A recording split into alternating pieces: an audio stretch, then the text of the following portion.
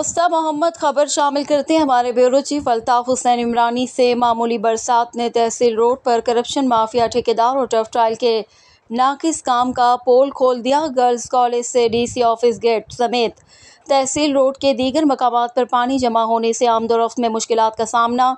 शहरियों ने शिकायत की कि टफ टाइल बिछाने का काम नाकिस इंजीनियरिंग और गैर मेयारी मटीरियल से किया गया, जबकि मुनासिब लेवलिंग न होने की वजह से बारिश का पानी ठहर गया, जो एक बड़ी कोताही है।